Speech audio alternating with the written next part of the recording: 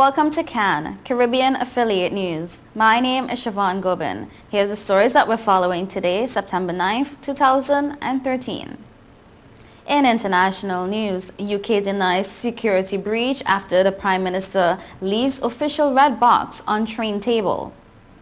Egyptian army strikes suspected militant hideouts on second day of Sinai offensive.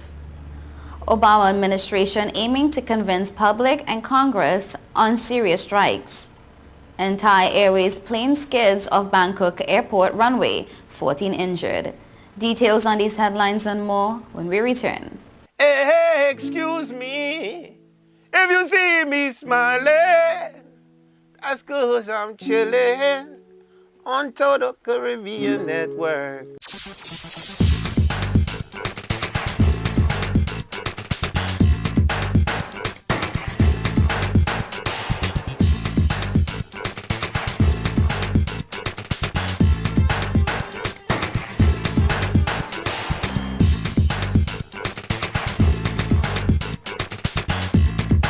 This your boy Wyclef Jean, man, and I'm chillin', man. Total Caribbean Network. Man, I love their style. Whoa, whoa, whoa, whoa, whoa, whoa.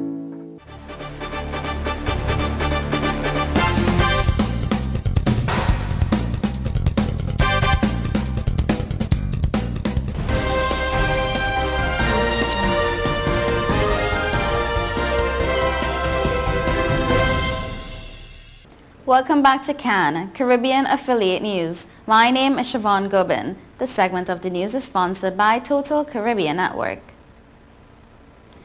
Downing Street officials say Britain's secrets weren't at risk, despite a photograph showing Prime Minister David Cameron's official red box of papers left in public view on a train table. A front-page photograph today in the Daily Mirror showed the famous battered red box marked Prime Minister, apparently unattended while Cameron left his seat on a weekend train to Scotland.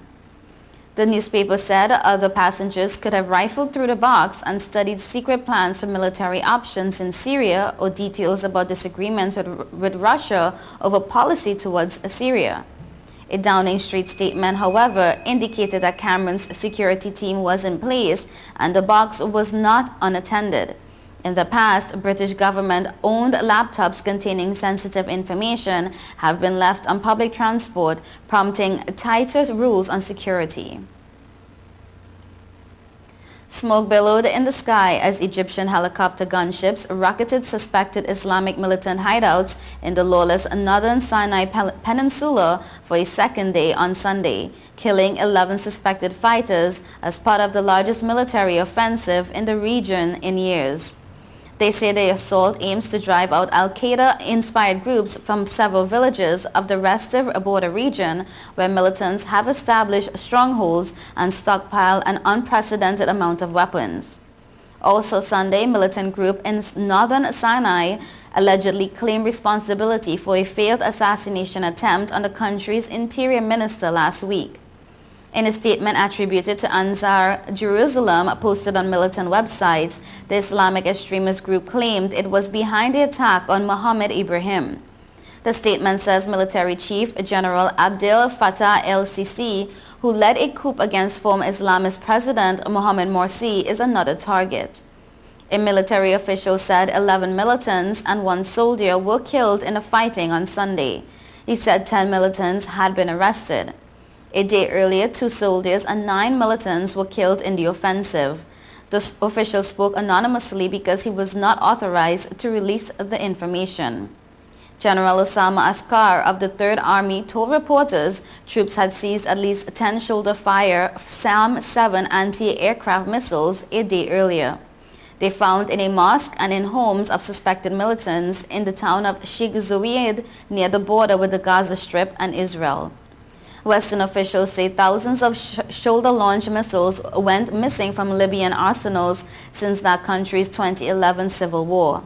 Egyptian authorities say Libyan missiles have been smuggled into the Sinai and some of those have gone on through underground tunnels to Gaza. Sunday's airstrikes targeted the villages of El Mahdiya and El Muqata on the outskirts of Rafah and Sheikh Zayed. One official said U.S.-made Apache helicopters hit shacks, houses, olive farms, and cars used by militants. The strikes paved the way for a ground offensive allowing troops backed by armored vehicles to sweep homes of suspected militants.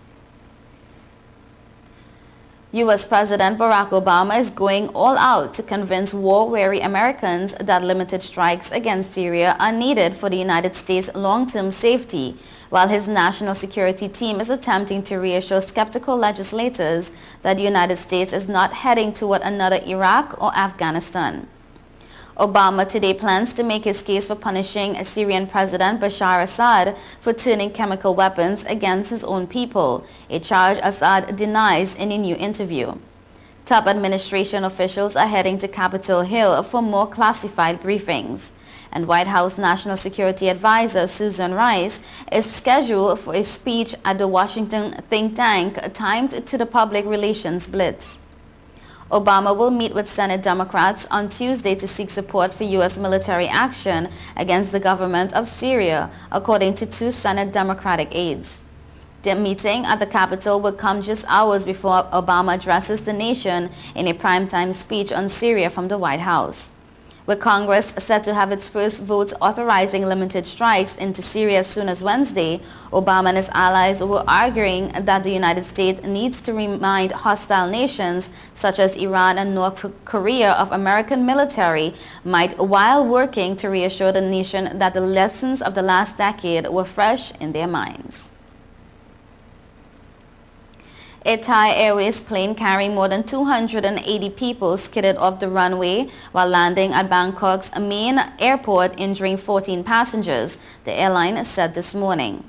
It was the second mishap in less than 2 weeks for Thailand's national carrier. The Airbus A330-300 that departed from Guangzhou, China, had a glitch in its wheelbase while landing at the airport late Sunday.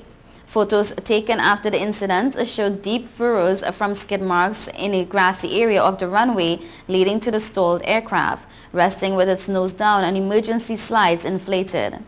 After the accident, workers on a crane blacked out the Thai Airways logo on the tail and body of the aircraft. The incident occurred less than 2 weeks after 20 passengers were injured when a Thai Airways Airbus A380 hit severe turbulence as it was descending to Hong Kong's airports. You are watching Caribbean Affiliate News. We will be right back.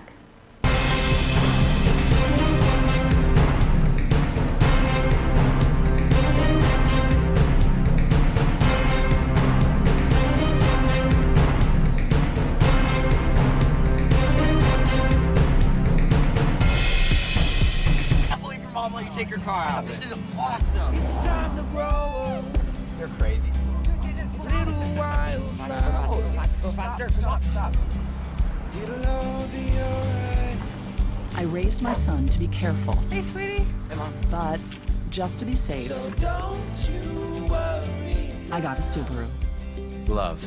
It's what makes a Subaru a Subaru. Coleman Subaru, 1710 North Alden Avenue, Ewing, New Jersey, or ColemanSubaru.com.